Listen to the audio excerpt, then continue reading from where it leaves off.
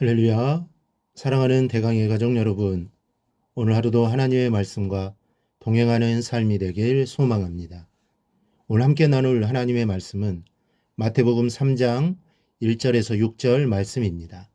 그때 세례 요한이 이르러 유대 광야에서 전파하여 말하되 회개하라 천국이 가까이 왔느니라 하였으니 그는 선지자 이사야를 통하여 말씀하신 자라 일렀으되 광야에 치는 자의 소리가 있어 이르되 너희는 주의 길을 준비하라.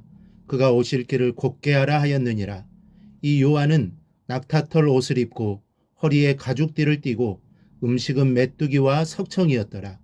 이때 예루살렘과 온 유대와 요단강 사방에서 다 그에게 나와 자기들의 죄를 자복하고 요단강에서 그에게 세례를 받더니. 아멘. 세례 요한은 구약시대의 마지막 예언자인 동시에 신약시대의 첫 예언자입니다.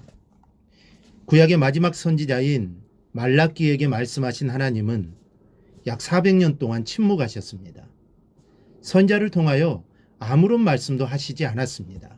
그래야 이스라엘 백성들은 하나님의 계시가 없는 정말 길고도 지루한 암흑기를 보내며 새로운 하나님의 계시가 시작되기를 목마르게 기다렸습니다. 그런데 요한은 구약 말기 400년간의 긴 침묵을 깨고 나타난 선지자였습니다.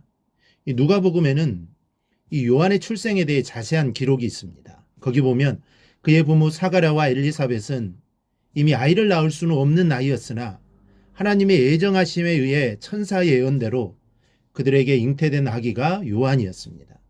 요한은 예수보다 6개월 앞서 잉태되었고 6개월 앞서 태어났습니다. 당시에 많은 유대인들이 마지막 예언자를 아주 목마르게 기다리고 있었습니다. 말라기 4장 5절에 하나님은 분명히 여호와의 크고 두려운 날이 이르기 전에 내가 선지자 엘리야를 너희에게 보내리니 라고 약속했습니다. 이스라엘 백성은 이 약속을 붙잡고 엘리야 같은 선자를 기다렸는데 그럼에도 불구하고 400여 년의 긴 세월이 흘렀지만 어디서 엘리야 선지자 같은 사람은 나타나지 않았습니다. 백성들은 암흑 속에서 참으로 오랜 시간을 헤매고 있었지만 그런 그들을 하나님께로 인도할 어떤 선지자도 어떤 예언자도 없었습니다. 종교 지도자들은 이미 하나님 없는 사람들처럼 살았습니다. 율법을 강요하고 그것을 덜미로 개인적인 부를 축적하는 데만 혈연이 되어 있었지 그들은 자신들의 사명들을 잘 감당하지 못했던 것입니다. 그러니 백성들의 삶이 얼마나 피폐하고 공고했겠습니까? 그럴 때 세례 요한이 나타났습니다. 그리고 이렇게 외칩니다. 회개하라 천국이 가까이 왔느니라.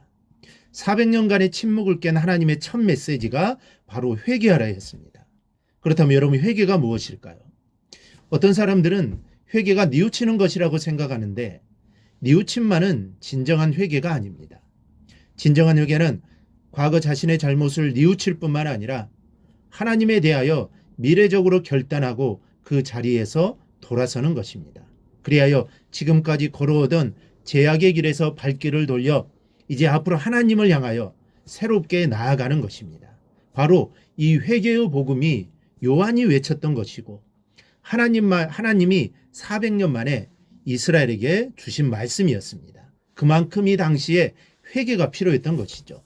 그런데 사람들은 이런 요한에게 대단한 관심을 가졌던 것 같습니다. 특히 약대 털옷을 입고 메뚜기와 석청을 먹고 그의 특이한 그의 생활 방식은 엘리야의 모습을 연상시키기에 충분했기 때문에 많은 유대인들은 그가 바로 하나님께서 약속하신 엘리야일 것이라고 생각했습니다. 그러나 요한은 철저하게 예수 그리스도를 위해 온 사람이었습니다. 그는 하나님께서 백성들 가운데 세워놓으신 하나님의 이정표였습니다. 그는 백성들이 하나님의 길을 알아볼 수 있도록 즉 하나님의 백성들이 구원자이신 예수께로 가도록 이끌어야 할 사명을 담당한 사람이었습니다. 본문은 세례 요한의 사명에 대해 이렇게 적고 있습니다. 그는 선지자 이사야를 통하여 말씀하신 자라 일렀으되 광야에 외치는 자의 소리가 있어 이르되 너희는 주의 길을 준비하라. 그가 오실 길을 곧게 하라 하였느니라. 이 팔레스타인의 길은 평탄한 길이 거의 없습니다.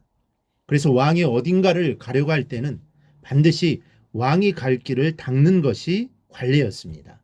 이렇게 닦여진 길을 사람들은 왕의 길, 곧 왕도라고 불렀습니다.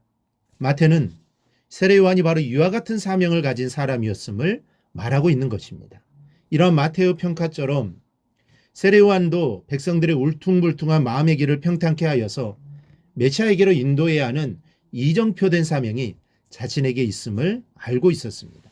그래서 광야에 나가 회개하라고 천국이 가까이 왔다고 외친 것입니다.